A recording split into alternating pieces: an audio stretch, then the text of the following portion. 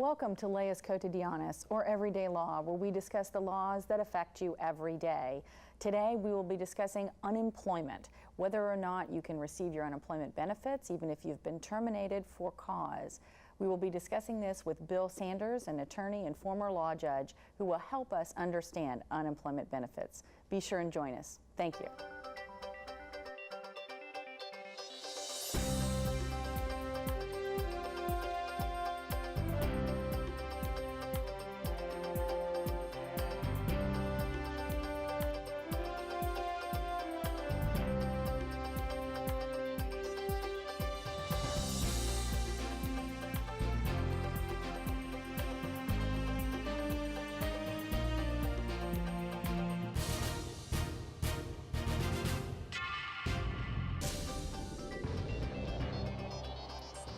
Welcome to Leis Cotidianas, or Everyday Law, where we discuss the laws that affect you every day. Today, we will be discussing unemployment and unemployment benefits. Joining us to help us understand this area is Bill Sanders. Bill Sanders is a former administrative hearing officer, a former administrative law judge, and he specializes his practice exclusively in unemployment law. Thank you so much for joining us. You're welcome. Good to be here. All right, let's start at the beginning. With the downturn in the economy, a lot of folks are finding themselves or a family member in a scenario where their job was eliminated or they've been terminated, something's been downsized and so forth. So they're finding themselves for the first time in a scenario where they may be seeking unemployment benefits. Can you tell us a little bit about what they would need to do and just the process in general, as I'm sure many folks don't really know how it works? Sure. It starts with the individual, or as they're called in the Labor Department, the claimant, filing a claim for unemployment benefits. Okay. That can either be done online, or you can go into one of about 40 unemployment offices throughout the state. They're called career centers, and file your unemployment claim. The number one rule is to tell the truth, because if they find that you have not been truthful, you can be disqualified for up to about 1.5 years. So just go in, file your claim, tell the truth. They send a copy of that to the employer. It's called a request for separation information. And the employer has, I think it's 14, 15 days to send the response back. It has a due date on it. Mm-hmm. And then about a week after that due date, they'll make a decision, or what's called a determination, as to whether the individual receives the benefits or not. Okay. If they don't receive the benefits, the individual has the right to file an appeal. If they do allow benefits, the employer has the right to file an appeal. Okay. That appeal must be filed within 15 days, and if it is appealed, then a hearing is scheduled before an administrative hearing officer. Okay. You usually get about a week's notice of that hearing. Mm-hmm. The Labor Department loves to set them by telephone, but if either party requests an in-person hearing, they're allowed to actually show up, and that's our recommendation, or my recommendation, is to request an in-person hearing. Okay. At that hearing, they hear from both sides. They hear legal arguments, much like being in court. Mm-hmm. Only it takes usually about 40 to 60 minutes for the hearing, usually under an hour, can go longer. And then that hearing officer issues a decision as to whether the decision is going to, the termination is going to be reversed or affirmed. In other words, whether you get your benefits or not. From there, the individuals can appeal to what's called the Board of Review. Okay. The Board of Review is a 3-person panel appointed by the governor. Mm-hmm. They don't hold a hearing. They don't take any new evidence. All they do is review the record that's created at that hearing. So like an appellate court? Very much like an appellate court. Okay. The only difference is the Board of Review has the right to redetermine the credibility, who's telling the truth. I see. The board usually will not do that, although they're allowed to do that. Mm. The board will consider a written argument by either party and review either a transcript or listen to the tape of the hearing and render a decision. Okay. The board usually affirms, so a lot of people think, well, I've got my second chance. It's like sort of a chance, but not really a second chance. Then from there, you can appeal to the Superior Court, the Superior Court in the county where you were last employed. Okay. And there, the judge is forbidden to weigh the evidence. The judge is there bound by whatever findings of fact the hearing officer or the Board of Review make, and the Superior Court can only act on a question of law. Law, okay, all So right. very much like the Court of Appeals. Exactly. So the process is very similar to a regular civil claim or civil case that you may have as far as the appeal abilities, but it seems like there's a couple of subtle differences that are pretty impactful, it sounds like. It is, and one interesting thing, let's say you're on trial for murder. You get one trial, one appeal. Well, unemployment, you can have 3 appeals. So you actually have some little added extra. rights. Yeah, there you go. Well, now, we went through the process, but why is it that you may be declined, or the determination might be that you should not receive benefits? What are sort of the reasons why you wouldn't receive them? It's a good question, but first talk about the difference in the employer's rights to discharge you and your rights to receive unemployment benefits. Okay. In Georgia, the employer can discharge you for almost anything as long as they don't violate your EEOC discrimination rights, which are limited to race, age, sex, national origin, religious belief, and in some cases, handicap. Okay. If it's not in one of those areas, the employer can fire you for any reason, including a mistake or a bad reason. Okay, so even if the employer was wrong and fired you for a reason that maybe you were accused of doing something that wasn't correct, they can still fire you and they wouldn't have any ramifications for that firing. It wouldn't be a wrongful termination. I can't say this enough, and this is over half the questions I get. There is no wrongful termination in Georgia at all. Okay. Unless you can bring it under those federal EEOC discrimination charges. I see. Okay. But that's not the same as the test for unemployment. Okay. The Georgia Supreme Court has made it clear in a case back in 1984, Millen v. Caldwell, and the Supreme Court said that you have to be discharged for fault. And fault isn't just what any of us might think is fault. It's a defined term in the unemployment world. And fault, first of all, means more than just not doing your job. Okay. So you can be fired for not doing your job, but that alone doesn't mean you're at fault for unemployment. To be at fault for unemployment, the employer on a discharge would have to show that you engaged in some conscious, willing, deliberate act that caused you to lose your job. Okay. Can you give me some examples of what that would be? Well, one of the easiest is individuals that are on some sort of production quota. They have to make so many widgets an hour, or they have to screw on so many bolts an hour. Okay. And the employer can come in and say, you know, Charlotte didn't screw in enough bolts, so she didn't meet our specifications, and therefore she's discharged. And if that's all the employer shows, they should lose their hearing, because they have to show that Charlotte did something wrong that was her fault. And what employers typically prevail on this is showing that Charlotte spends all her time outside smoking, or she's on Facebook all day, or something that's deliberate as opposed to, I just didn't do my job. Okay. So as long as the employee is sitting there and actually trying, maybe they're not as quick as the average, or maybe the quota is kind of high, or whatever it is, as long as the employee isn't doing something sort of a deliberate insubordination type scenario where they're doing something off the job that they shouldn't be doing, that's the reason that they didn't fulfill the quota. Is that fair? That's exactly correct. Okay. It's sometimes referred to as the inability defense. Okay.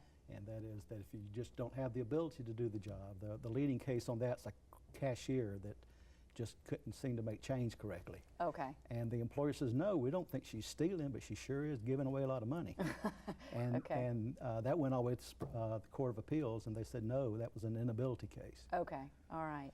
And so even if you couldn't do your job, you could still get unemployment benefits? Correct. Okay. And what is a typical time frame for unemployment benefits? Is there a typical time frame, or does it really depend? Okay. Well, first of all, when you go in and you file that claim, the first thing they do is call up your wages that you've earned from various employers, all your employers, in roughly the last 5 calendar quarters. Okay. Then they plug all that into a formula, and it determines the number of weeks you'll collect unemployment plus how much your weekly benefits will be. Okay. It used to be that 26 was the maximum benefits, but the legislature reduced it this year down to 19 weeks. Weeks, okay, 19 weeks. Okay. Plus, you're typically eligible at this time for an additional 20 weeks of federally extended benefits. Okay. What's that? What's the difference between those two?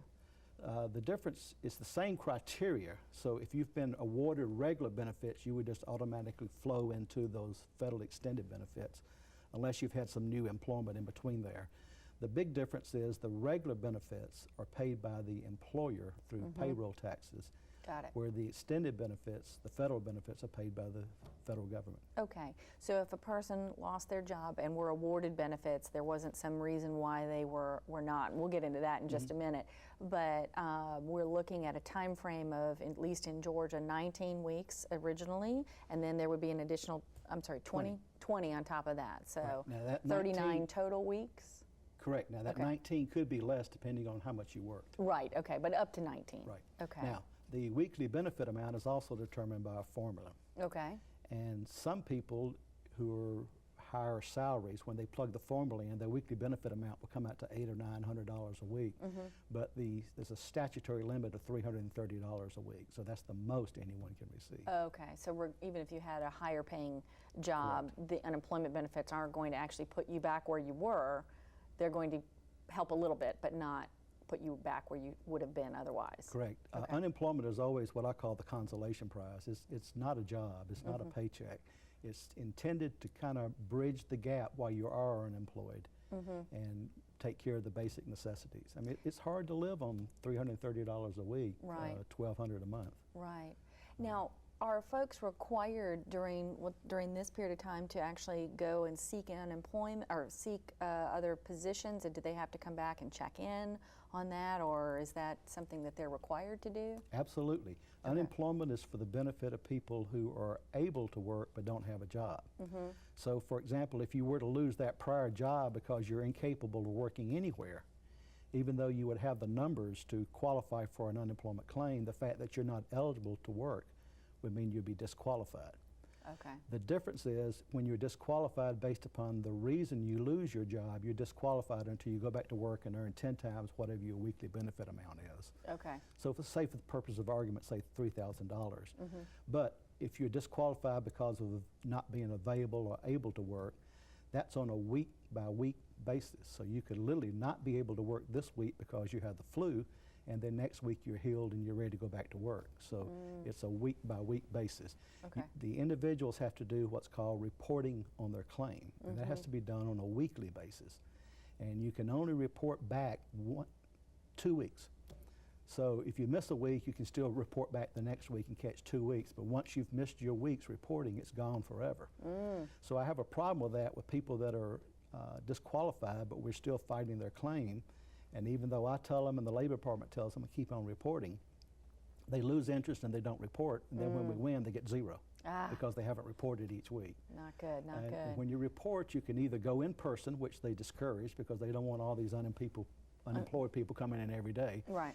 You can use an old system called Oliver where you report on the telephone, but what most people report is online. And they'll ask you 3 questions. And one of them is, are you able to work this week? Have you turned down any work? And did you have any earnings?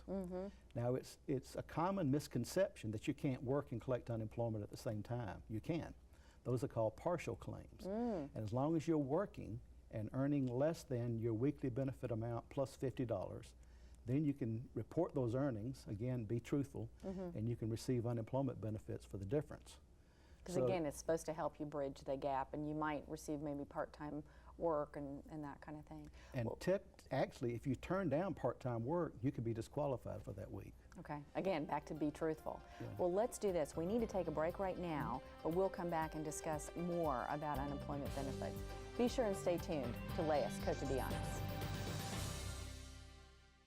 Con inmensa alegría recordamos la época de nuestro embarazo, el nacimiento de nuestros hijos, nuestra preocupación para que se alimentaran, estudiaran y crecieran física y emocionalmente saludables. Permítanos guiarle a través de un embarazo seguro y feliz. Aprenda sobre salud, nutrición e información educativa. Padres e Hijos Atlanta, la única revista para padres en Atlanta. Una publicación gratuita del mundo hispánico. Welcome back to Leas Cotidianas. Today we are discussing unemployment and unemployment benefits, how to get them, and what happens if you're denied. Let's pick up now relating to issues.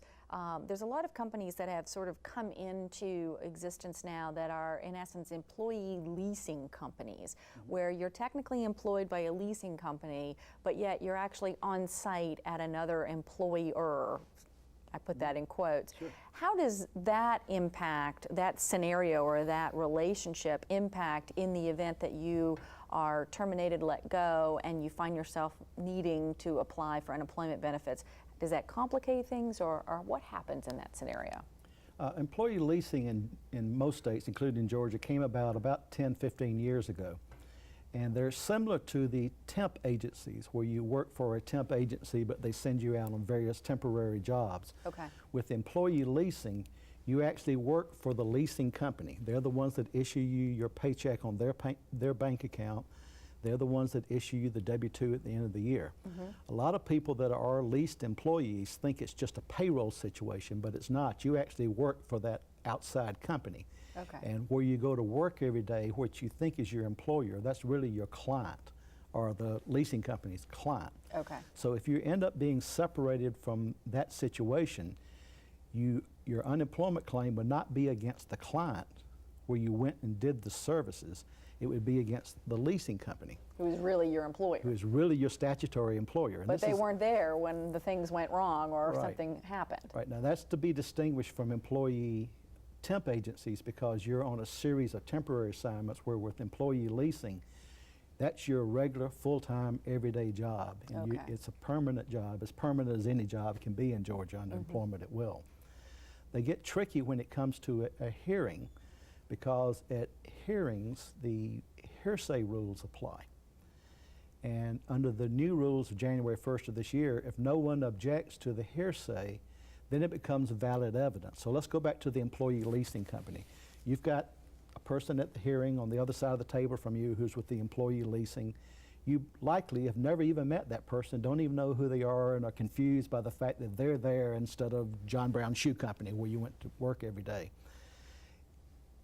That person needs first-hand knowledge, which means they really should bring somebody from the company to be a witness along with them as to why you were discharged.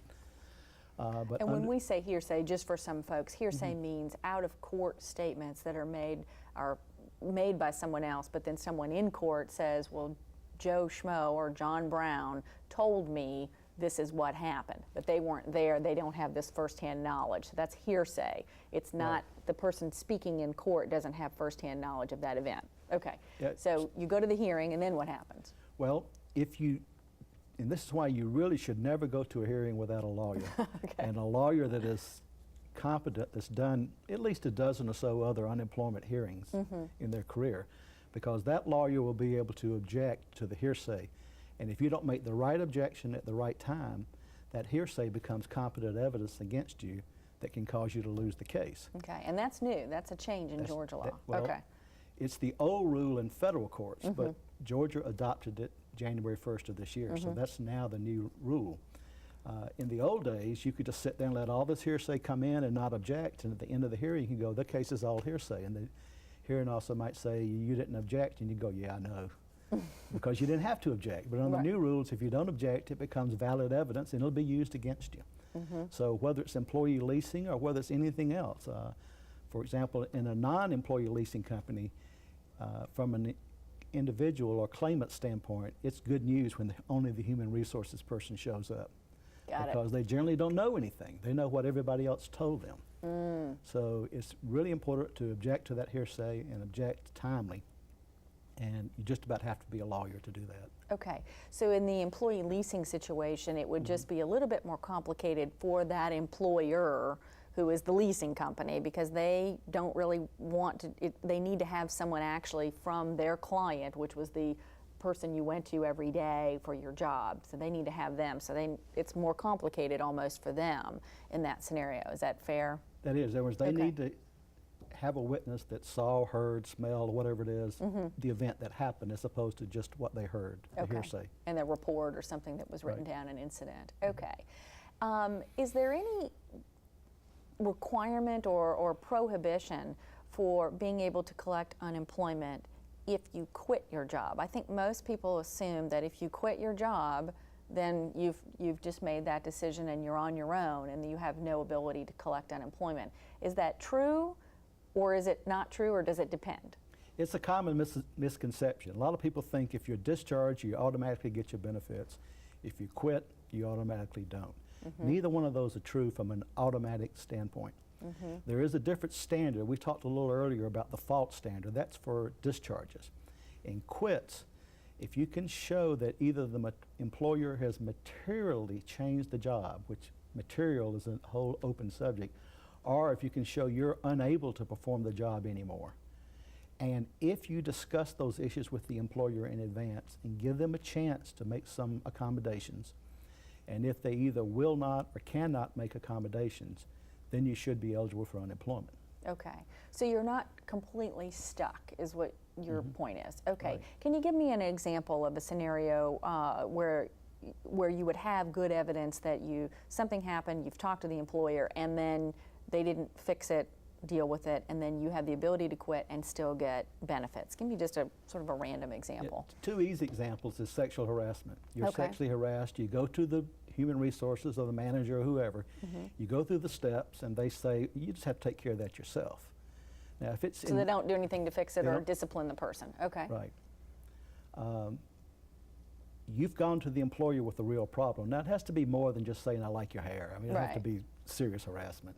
The other one is for medical reasons. So let's assume you're an auto mechanic and you lose, unfortunately, both of your hands. Then you're incapable of performing that job. You go to the employer and they go, I lost my hands, I need another job. And they might say, great, we'll make you the receptionist. Or they might say, we have nothing else for you. In that case, you would be eligible because you've gone to the employer and you're unemployed through no fault of your own. Okay. So you'd be eligible. Okay. Those are extreme examples, and usually those would be the easy ones. The less extreme are the hard ones to decide. Right, where it's always just a little bit more gray, Right. definitely. From an employer's standpoint, what is it that, I know you said you represent both employees and employers. From an employer's standpoint, what kinds of things do employers need to be concerned about or that they need to be cautious of when they ultimately let someone go with regard to the benefits? Or is there any particular areas that you would caution your employer clients with regard to unemployment and navigating that process? Most employers don't think about unemployment until it's too late. Okay. So you can pre-plan that. And a lot of employers think simply, well, I gave them 3 warnings and therefore I'm clear, we're going to win this, and then they lose it. A recent Supreme Court case says it doesn't matter how many warnings they've got, they've still got to be at fault in the final event. So employers, if they can look at it from the standpoint of what did this person do that's their fault, and then employers need to make a decision, because it may be that the easy example is the parking attendant. He has 6 wrecks, cost big bucks to pay for all this damage, but he really didn't do anything intentional. Maybe the employer should bite the bullet, pay the unemployment, and get rid of the guy. Okay. So you can't always have your cake and eat it too. I see. If you've got a good lawyer, sometimes you can.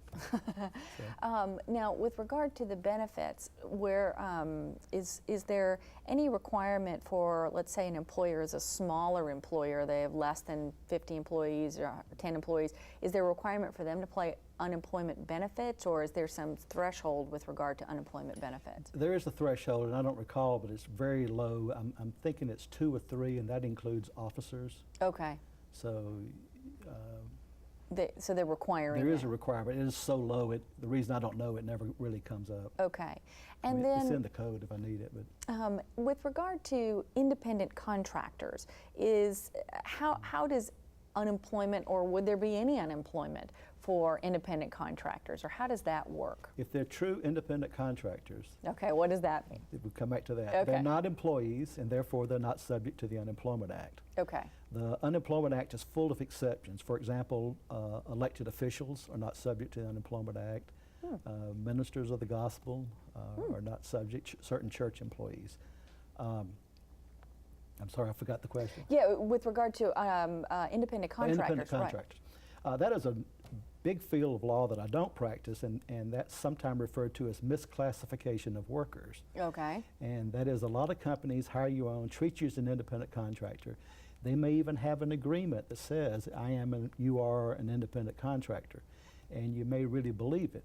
But under unemployment law, all payments are presumed to be wages and therefore employment, unless until the employer proves otherwise. And there's a three-part test for that.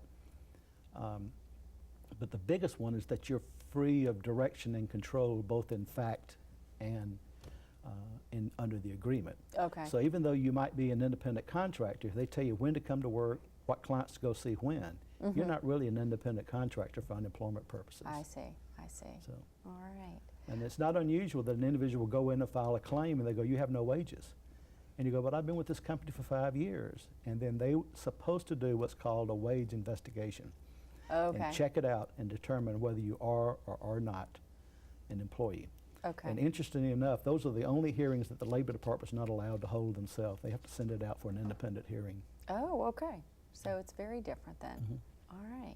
Well, if there's anything that you would just tell a client when they come to you, if they find themselves in a scenario, what would that be? Well, other than we talked about get a lawyer for hearsay purposes, but whether you're an employer or a claimant, there are deadlines, and you absolutely must meet the deadlines unless there's just a real good reason. I have people that call me and their cases are 2 years old. I mean, there's literally nothing you can do. And if you've missed the deadline by 1 day or 2 years, you've missed the deadline. I see. Every document you receive from the Labor Department that has appeal rights, it tells you on there not only how long you have, but what is that date.